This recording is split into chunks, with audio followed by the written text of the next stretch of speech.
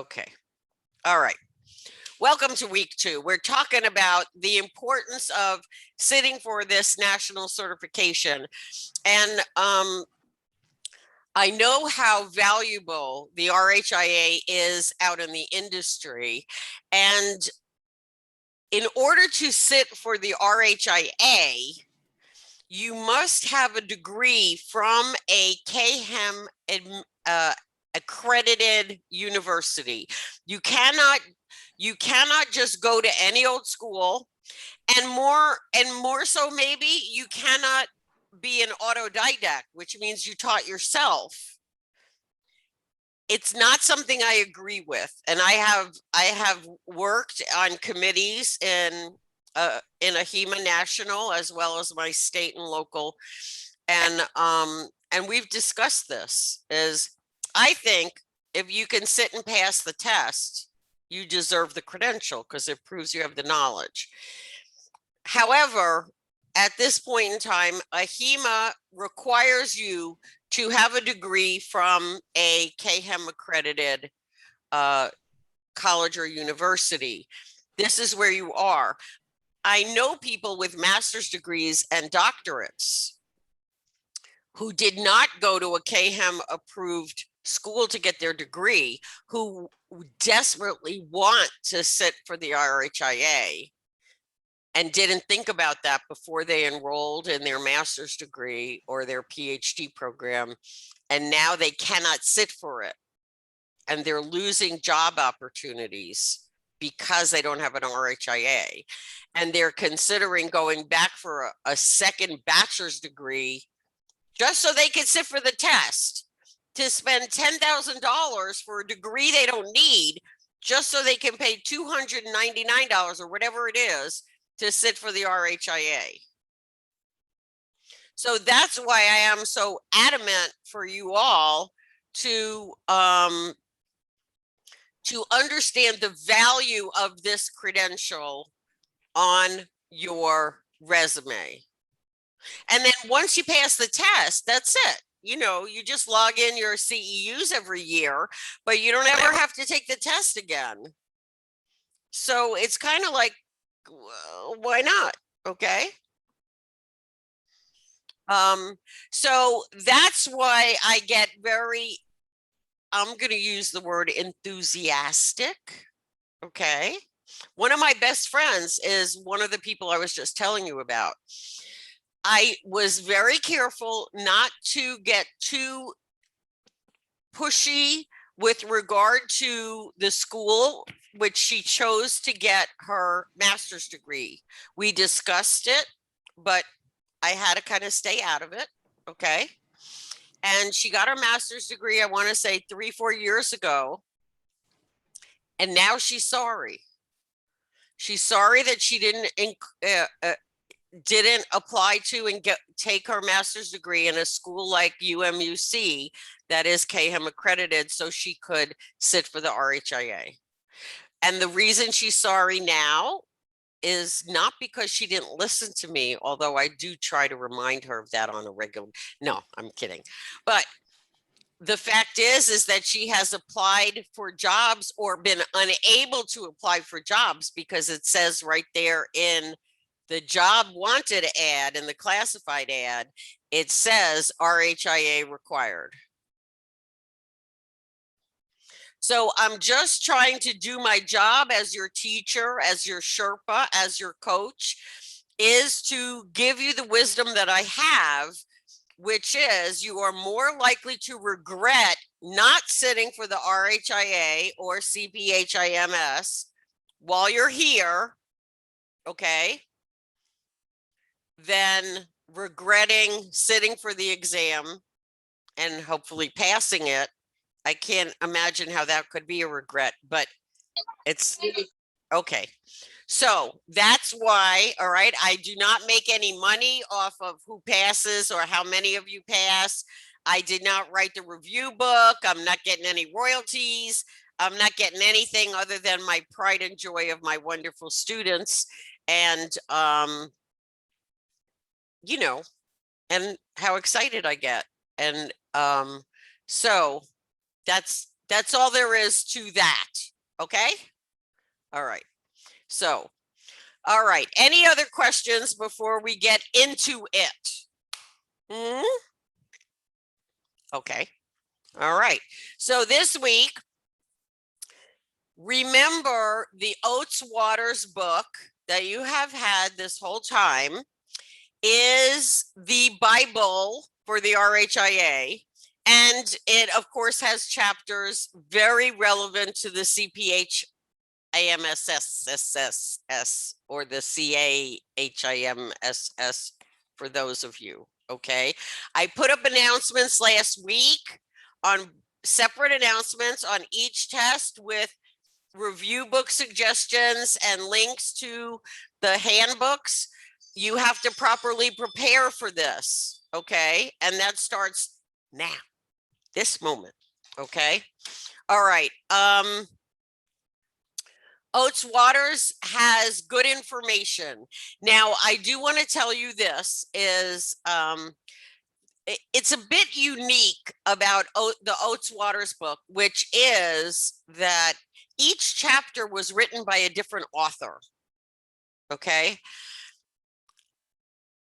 I'm not thrilled. I'm not a big fan of the way this book is written. I find it a little disjointed. I find it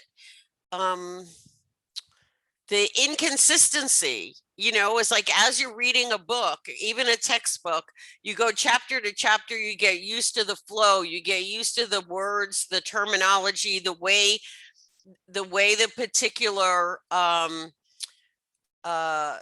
author is I'll talk about that one second. The way the author expresses themselves and phrases things, and you don't have that in this book. Okay, so I want to tell you that not only have I passed the RHIA myself, but I have taught independent RHIA review classes, and I continue to be a contributing editor to an RHIA review book. The reason I'm telling you that is, as you're going through all of this, if you have a concept or a topic or something that you feel like you're just not getting it, or you're not getting a hold of it intellectually, email me. We can talk it through. I have lots of handouts that might be able to help you. I have a plethora, one of my favorite words. I have a plethora of study information for the RHIA. Okay, so don't hesitate, because this exam encompasses a lot of information. Both exams encompass a lot of information, and you can't possibly memorize everything. So what I recommend is you seek to understand, because once you understand it, when you're trying to answer a question, you can use your critical thinking and analysis skills to figure out what the answer is. Okay. So, and this will of course also help you on interviews, whether for a promotion or a new job or whatever. Okay, so this is all based on what, and somebody wrote it in a discussion post this week, is both of these exams, the RHIA and the CPHIMS, both cover the topics and test for the knowledge and skills required by the industry for these jobs. This is not some, yeah, we want to see if you can touch your finger to your nose and tap the top of your head at the same time, just because we can make you do whatever we want you to make you do. This is not that. This is reality. Okay. Now, of course, the exams cover a broad scope of knowledge, because the test is not, is a broad, both of them are broader in the fact that we don't know where you're going to go work. We don't know what your specific job description is, But that makes it even more valuable because you can then have a greater opportunity to pinpoint, oh, I love this part. Not so much that, but I love this part. And that can give you a heads up on a career path to take, because you want to make sure that you get up every morning and say, oh, goody, I get to go do this. Everybody deserves that. And you know what? No matter what it pays to start, when you do that and you enjoy what you do and you're learning and you're doing, you end up making more money and you're a happier person. And people will be happy to see you because you're not an old grump face. Okay. All right. You know, all those unhappy people that you meet out there? Well, you haven't seen them in over a year because of COVID, which is a good part of COVID. Okay. But all those grumpy people out there, they hate their lives. And that's because they didn't seek out what they really wanted to do in their heart. Okay. All right. This week, week 2, module 2, week 2, whatever you want to call it. Step 1 in your EHR project implementation, phase 3. Okay. This is a component of your final project for this course, which you must pass. Otherwise, that degree that you've been working toward for how long? Not happening. Okay. All right. So ask questions if you have them. Whenever you have them, shoot me an email. I will answer. I will explain. I will give you handouts. I will give you references. I will give you links, whatever you need. Okay. Also this week, there is the RHIA pre-assessment. This requires no studying. This is the purpose of this is to identify your knowledge gaps. Okay. We do not want to waste your time having you go through and re-choose stuff you already know. We need to identify your gaps so we can spend the coming weeks filling in those gaps. So you are raring and ready to pass the exam or not when the time comes. Okay. And then we have one discussion this week, which I think y'all basically know about, but we'll talk about it in a little bit. Okay. Step 1 for phase 3 for week 10. I'm kidding. But I'm not kidding. Actually, all of that was accurate. All right. You know, over the last decade or so, psychologists have been working better with, or more so, with business people to understand change. As you may know, one of the greatest fears, particularly amongst professionals, is the fear of change. And there are some people who just get so comfortable doing this every day that the thought of doing something else or even doing this in a different way scares them, causes anxiety attacks, panic attacks. Okay.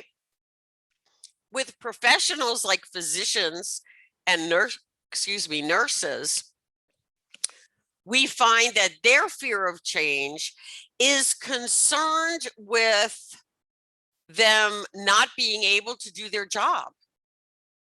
They're concerned that if you make them now use a computer instead of handwriting their documentation, that they won't be able to do it properly, their fingers won't go on the right keys, and a patient will die. That's what they're scared of. And it's our job in health information and health informatics to help them feel more comfortable in their environment.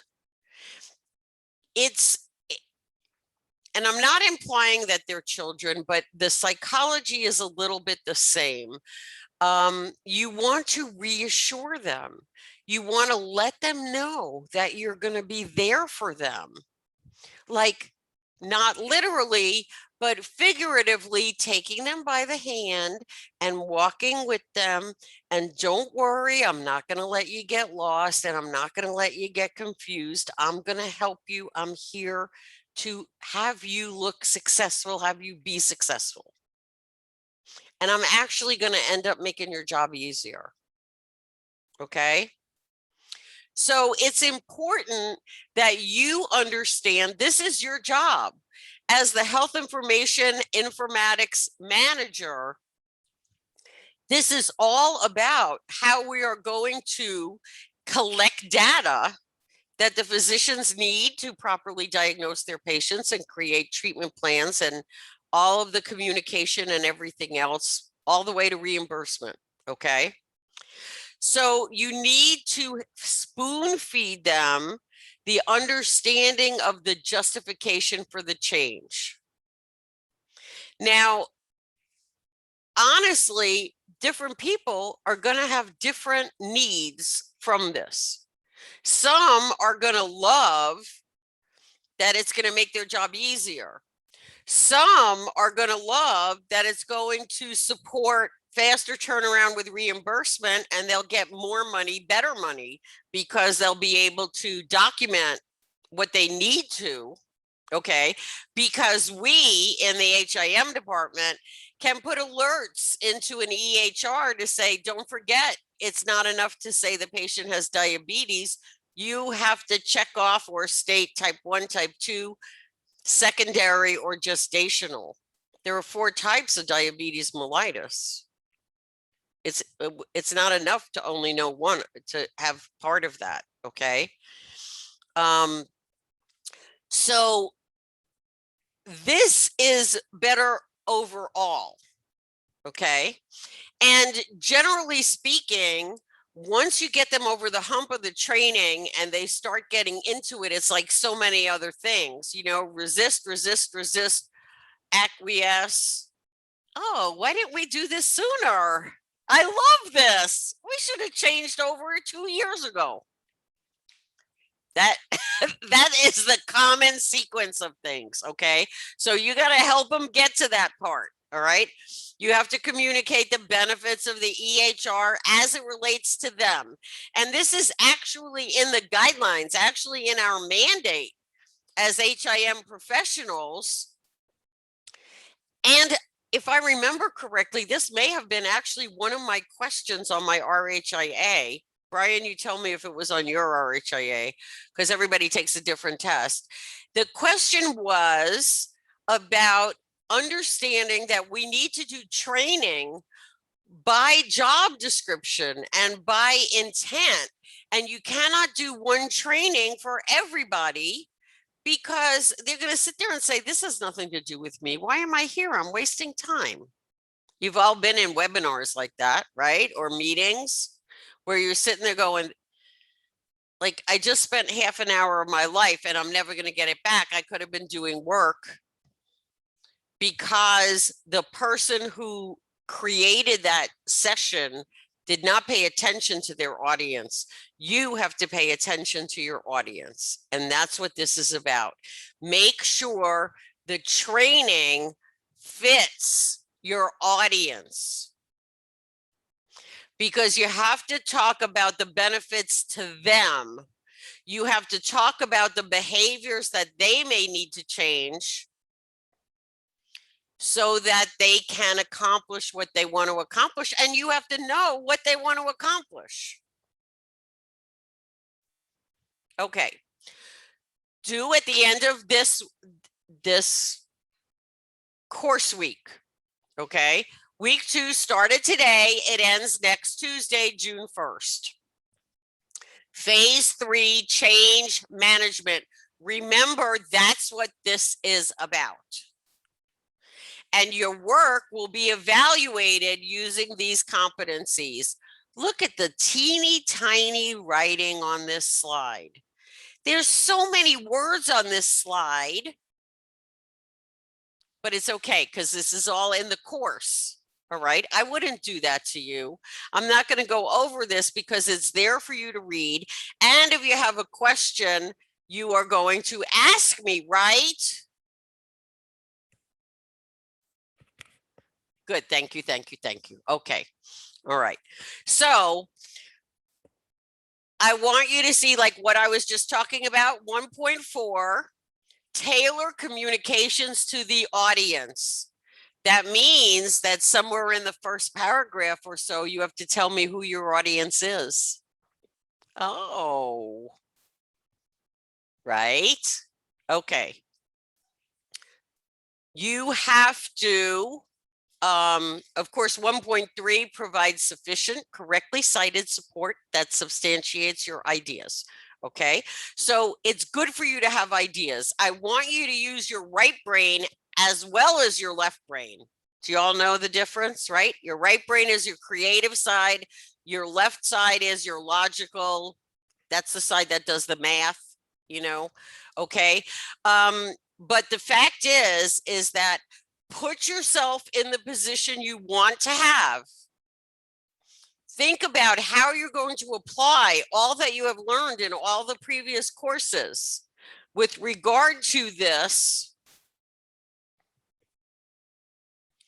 But because you don't have your doctorate yet, you're not allowed to be an authority. So therefore, you have to go find health care industry support for what your ideas are.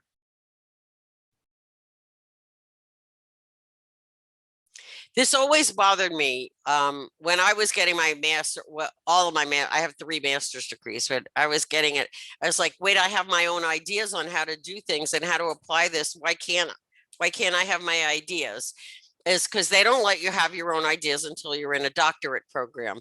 So, but you know what? It really makes it easier when you have others in the healthcare industry who have similar or the same ideas as you have, because that's going to help you convince your executive board that this is possible, this is doable. Stella, I didn't forget about your question. I'm at the end of this part, we're going to talk about the exam, so I will tell you. But the answer is no, you don't have a limited time. Okay. All right. I don't care what your country of origin is. I don't care whether English is your first language or your 5th language. I don't care. You must write proper English because that's the language of this country.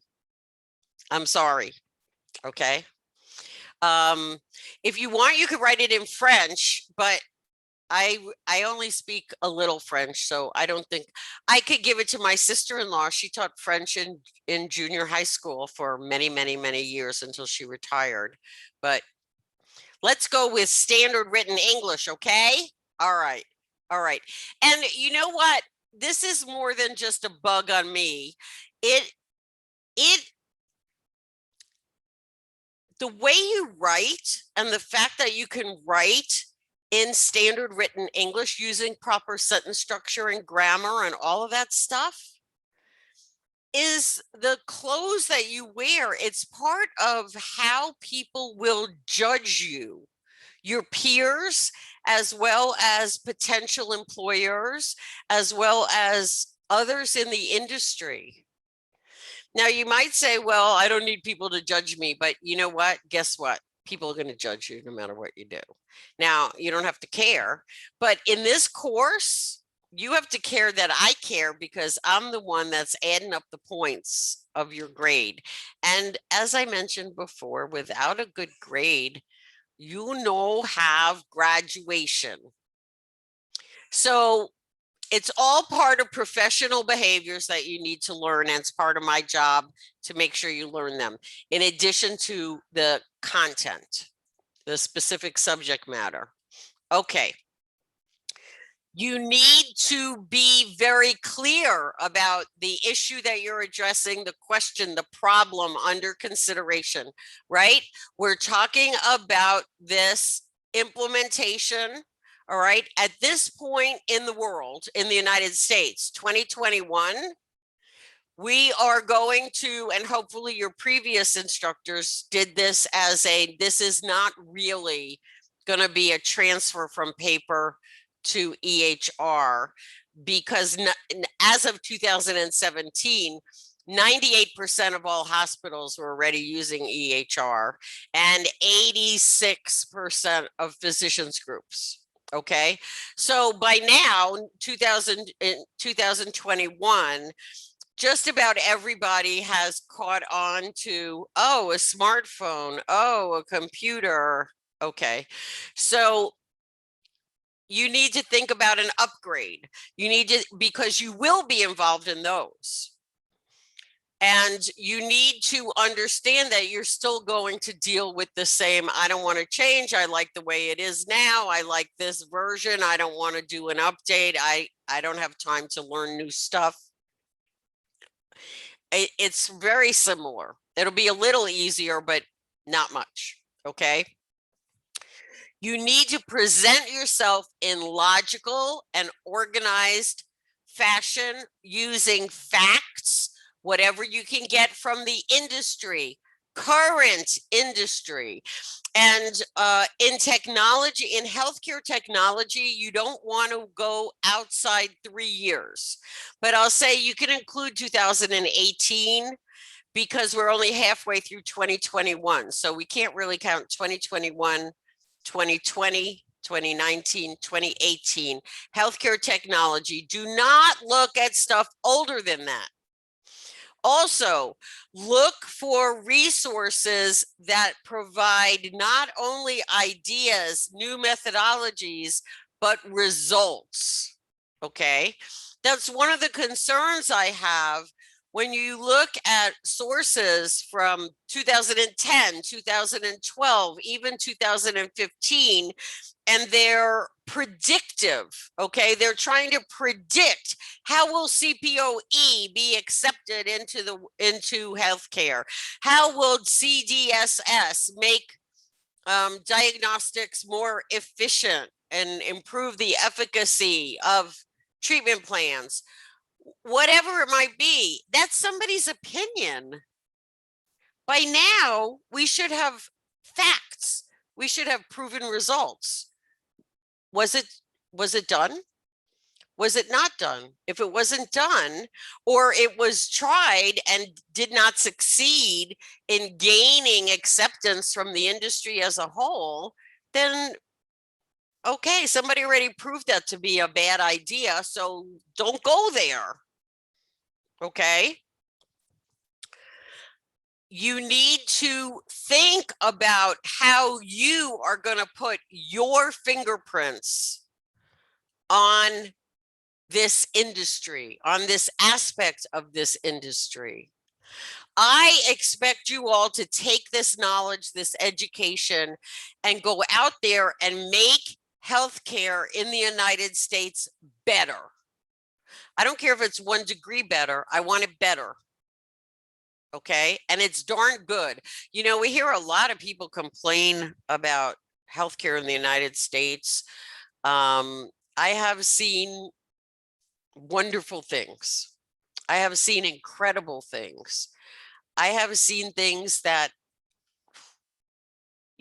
actually, just yesterday, a very good friend of mine had a total hip replacement. And she called me first thing this morning. She's doing fine. She's already better than she was before her surgery. But my point is there are so many incredible things that we're doing. Okay. And you don't hear so much about this side of it. And that's because we kind of work behind the scenes. You know, the clinical side is the showbiz side. You know, you transplant a heart, that's showbiz. You enter a human's body through the femoral artery, stick a catheter up, go all the way up to the heart and replace the heart valve. Incredibly, this is not open heart surgery. This is minorly invasive surgery. This is incredible. Well, in part, we helped.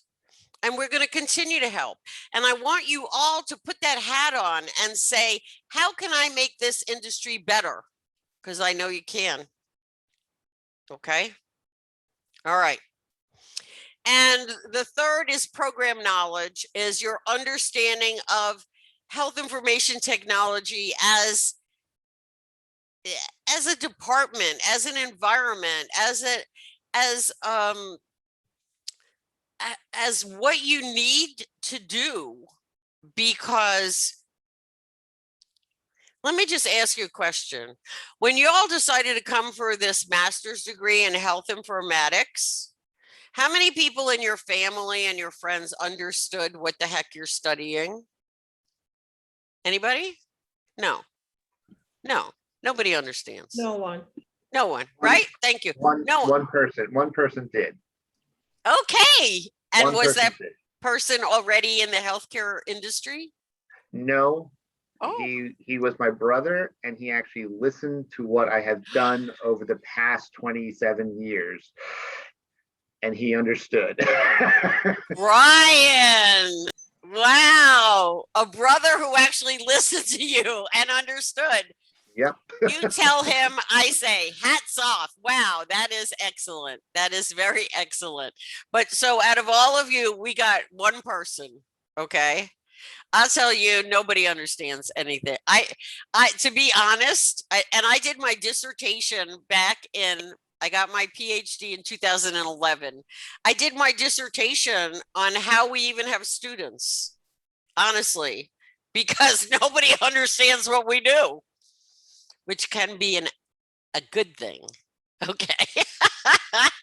But I think you get my point, is we are the innovators. We are the ones that control the revenue tap, the stream of money that comes into the facility. And we also control the merger of healthcare and technology. We understand how it makes everything better. And we have to find a way to get everyone else in the building to at least give us a chance to prove this to them. And we have made great strides in the last several years. I mean, when you think about it, it literally took a federal law, the HITECH Act, to get physicians' offices and clinics and hospitals converted to electronic health records. Okay. It took a worldwide pandemic to get doctors to say, oh, telemedicine, video visits, this is cool. I like this. And they're already talking about how even when COVID is over, they're not giving it up.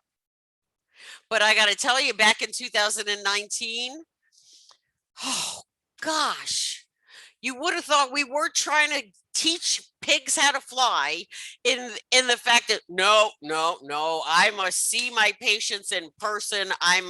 We cannot, no, this cannot be done. And now they're like, do I really have to see patients in person? Ew.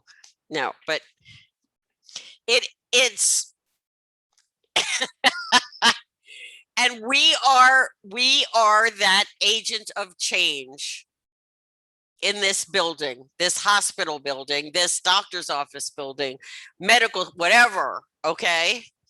And this is the point of this whole project, is how to manage change. So sprinkling on top of your knowledge about health information in and of itself, add to that a nice helping of technology. And now we have to add in psychology, because that's what we need to manage change in the workforce. So buckle up your seatbelts. It's going to be a bumpy ride, but it's going to be great. I mean, think about it. Okay. So remember that dose of psychology is really going to help you. And honestly, in whatever environment you end up working, whether it's a doctor's office, a hospital, a long-term care facility, a research facility, it doesn't matter, because where there are human beings and where there is innovation, such as in healthcare and technology, there's always going to be change, and you're always going to be challenged with how you're going to convince them, no, this is a good thing. Okay. All right. Any questions? All right, just to remind you, I know I said it last week. I said I'm going to say it again this week. I'm probably going to say it every week. Pay attention to your sources, not only from where did they come, such as credible, trustworthy sources. You want sources in the healthcare industry. Okay, you may look at some technology and say, well, you know, this same kind of technology is also used in banking and investments and here and there and construction for project management. But healthcare really is different. Healthcare is different because healthcare has one of the largest set of laws and regulations and restrictions, but mostly because we literally deal with life and death, literally. Now, you may say, well, I'm not a surgeon, I'm not a doctor, I can't misdiagnose somebody, but you know what? Your coding people might make an error on a claim, which then gets denied, preventing a patient from getting life-saving treatment because they can't afford to pay out of pocket. Their insurance would have covered it, but your coder messed it up. Okay. That's only one example. And if you have another 50, 60 hours, I can give you some more, but I don't think that would be necessary. Okay. You need to know what's happening now because you are here to get an education that will fertilize a successful career after graduation. Unless somebody is here just for giggles and fun. Was line dancing closed and you just came here by mistake? Or okay, so I hope you have giggles and fun here, but we have a larger goal here, and you got to know what's happening now. You can't go to an interview and talk about technology and talk about the fact that glucose monitors for patients, and how can we supply the little paper things that they have to stick their finger with. We don't do that anymore. Glucose monitors, no more finger sticks. Since 2017, by the way, the first one was approved by the FDA in 2018. Okay. Technology in healthcare is running as fast and improving as fast as the iPhone.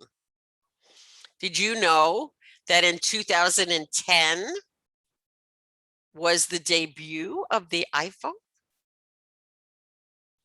iPhone number 1. They just released iPhone 12 last September, October, whatever it was. Okay. You want to be sitting there and trying to convince somebody you know what you're talking about when you're talking about the bells and whistles that were available on the iPhone 2? That's my point right there. Okay. All right. Other topics in healthcare that are not technologically oriented, you can go back as far as 2017.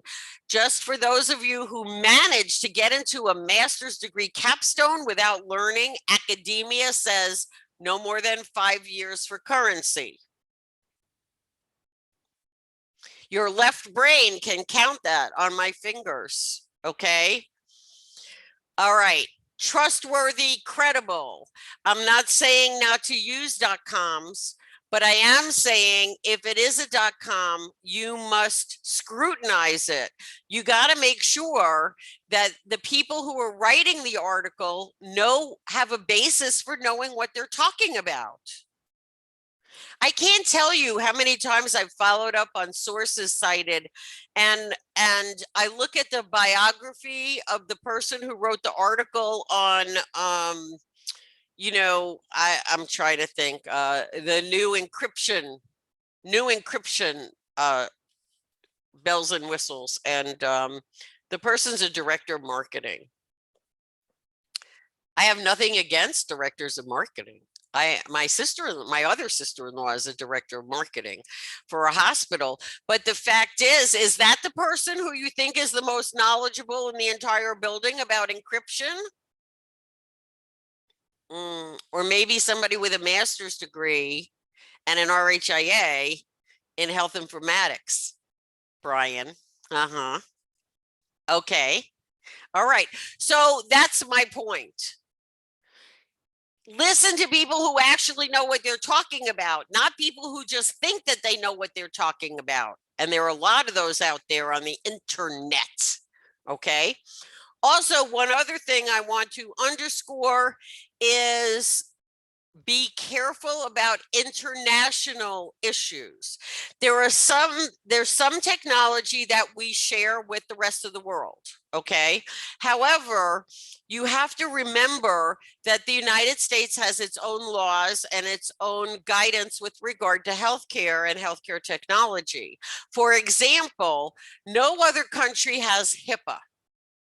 Now, they may have privacy and confidentiality laws in Australia or the United Kingdom or Saudi Arabia. Absolutely. However, it's not the same law. It doesn't have the same criteria. So therefore, knowing about what another country is doing may be fine if you want to do, a comparison and compare, but you have to specifically state that, which means you have to know that this article is a survey done on electronic health records of physicians in Saudi Arabia. I happen to know a lot about that because I used to teach health informatics for Saudi Electric University. And for 5 years, I taught for them, obviously online. But the fact is that as recently as 4 or 5 years ago, only one hospital in the entire country of Saudi Arabia had an electronic health record. They don't have laws like HIPAA because everything is directed by the director of the health ministry, which is basically one of the sheikhs, or however that goes. Yeah, whatever they say. Okay. The fact is that things are different everywhere in the world. So when you are evaluating, just make sure you know what country you're talking about. And I want to make this clear because I've had questions that seem confused about this. I am not saying you cannot use an article written about electronic health records in Australia. I'm saying that in the body of your paper, you must say, in Australia, they did this, that, and the other thing, and this part worked and this part didn't. Whereas in the United States, we do this, that, and the other thing. We can learn from other countries, but only if you identify that knowledge as being from another country, because then we're going to have to massage it and adjust it for the way things are done here. HIPAA, the Federal False Claims Act. There are so many laws that we have that do not exist in other countries. So we cannot cookie cutter it all over the globe. I just want you to be aware, alert, pay attention to details. Okay, this is the URL for a video that I did a while back called Research Anything, which will basically cover exactly what we've just been talking about in more detail. And actually your predecessors. I did this for my capstone class about a year or so ago. So in case you want that reiteration, it's there on YouTube. Okay. It doesn't have my name on it. So when you get there and it says education education video, you'll know it's me. Okay. All right. Any other questions about your project? I have two questions, Okay. Professor. So the first question is, when we do each sections, we have 7 sections. When we do each sections and you grade them and you make suggestions, changes, recommendations, do you want us to incorporate those changes when we put together the entire project? Yes, because that's how you get to improve. That's one of the points. There were 2 specific points for doing this final project in these stages. Okay. The first is so I can give you feedback and help you improve what you're learning, what you're doing, how you're applying stuff. Okay. And the second is for those people who procrastinate, because this is too large a project and too important a project to wait till the last minute.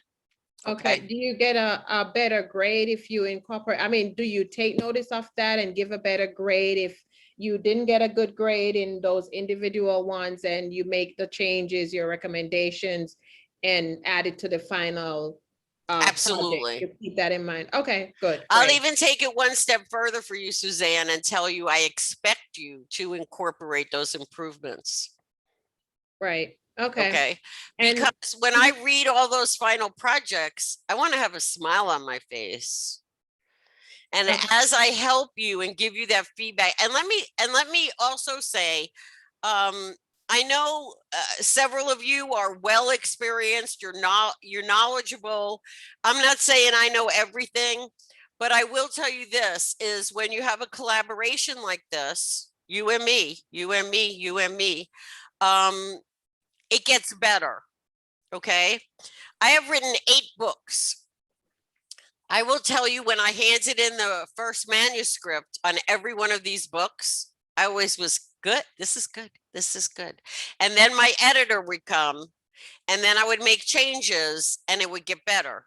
And then they would send it out for reviews to other instructors or group of professionals, and they would come back with suggestions and recommendations, and I would take them to heart and it would make it better. That's what we're going for, to make it better. Okay, Okay. thanks. And my second question is, are you somehow privy to what we did before in the past 2 class, that final? You're not looking at that at all? Not at all. I have no access to it at all.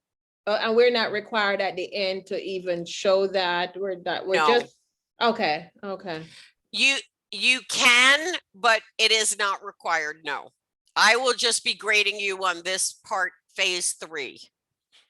Right, but you're not seeing Right. anything we did No. before. Right, No. but we're still in the background building on what we did before, but you're not seeing that.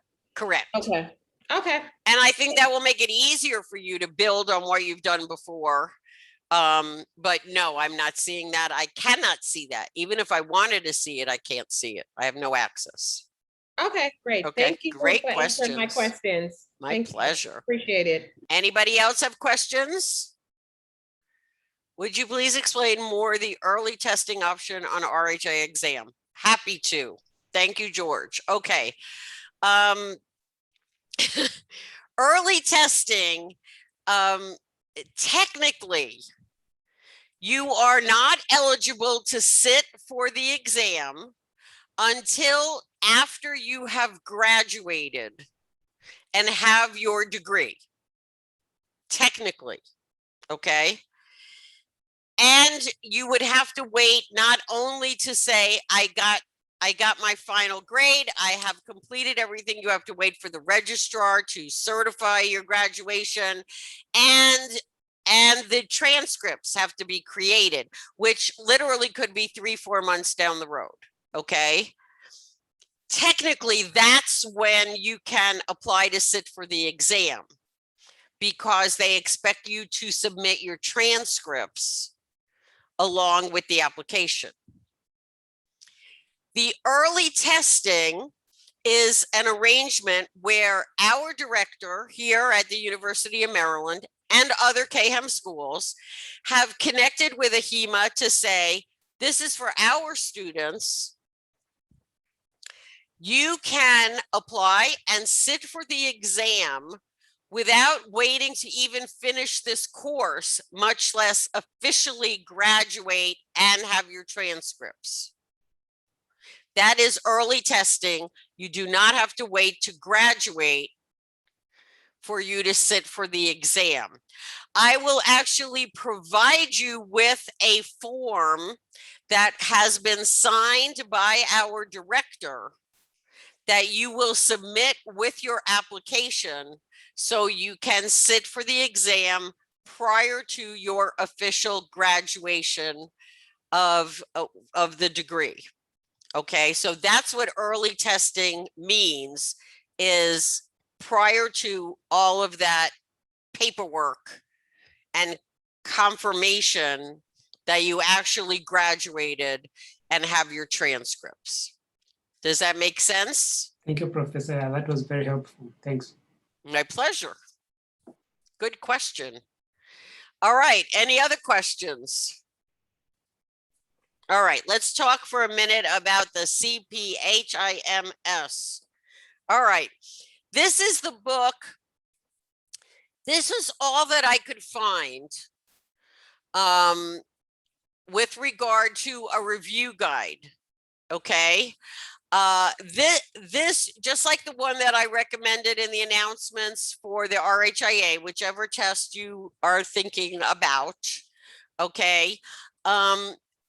This is very important because you need to not only make sure you're reviewing applicable information, but you want to also have practice tests. You have to get used to the way they ask the questions. What are they really looking for? And that goes to something we were talking about before we officially started tonight's session, which is, and some of you have been guilty of this, not reading carefully or completely the assignments. You got to read the whole thing. And I want you to start doing this right now so that it's a habit for you once you even get to sit for the exam. And that is, I want you to read the assignment or the practice question twice before you launch into figuring out the answer. I had one student who emailed me and said, why did I get such a bad grade on my critical thinking? And I said, because you left out 2/3 of the assignment. And she emailed me back and she said, well, I misunderstood the assignment. And so I emailed back and I said, well, which part did you misunderstand? Here's what it says. And she said, oh, I didn't really misunderstand. I just didn't read it. Okay, look, we all do it. We're all in an incredible hurry and we all like to, okay, I read the first half. I know what they're asking. I'll just jump, especially remember that these exams are timed. Okay, so you have that pressure additional.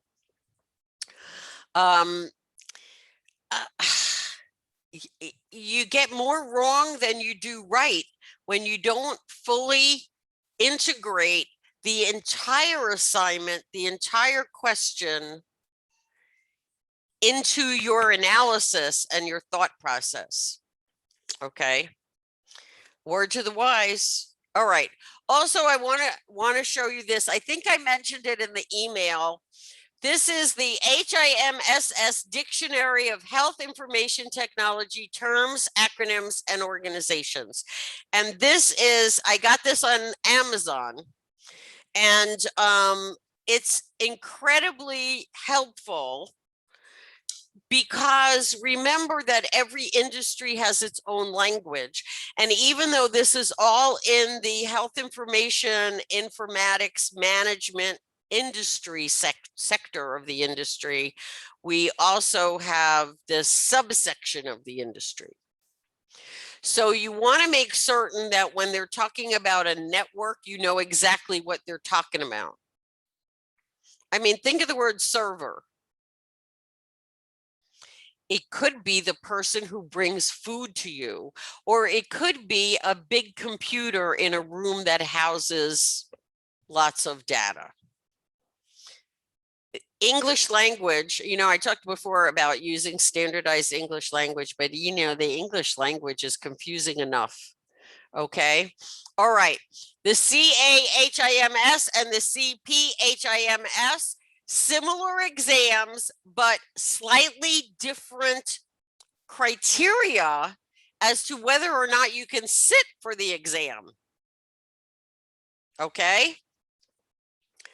Make sure you read the qualifications if you are headed in this direction. Okay. Again, I want to reiterate that those of you who want to sit for this certification, great, fine.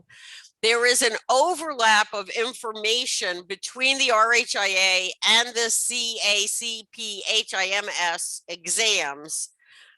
In my guesstimation, about 75% overlap. So 75% covers the same topics, the same concepts. And the difference, in my opinion, RHIA is a little bit more leadership management, and CACPHIMS is a little more technology. Okay. So definitely, depending on where you want to take your career. Okay. But I am armed and ready to help you, whatever your goals are. So let me know, and I am there for you. All right. Really, I'm in my UMGC email 7 days a week, rain or shine. Although I live in Florida and it's now officially summer, so we have a lot of shine. But okay. All right. Any more questions before we go? All right, I will post this recording and announcements. So in case you want to review, or for those who may not have been able to attend, thank you so much for joining me this evening. I am proud to be your Sherpa, your coach. Oh, we have the Olympics coming up. We think maybe I'm going to be your coach. We're going to go for gold. Okay. Yes. See Thank you so ya. much. Have a good Bye. night. Professor, have a great evening. You Bye-bye. too. Bye. Okay, Oliver, I'm ending. We're ending. It's okay.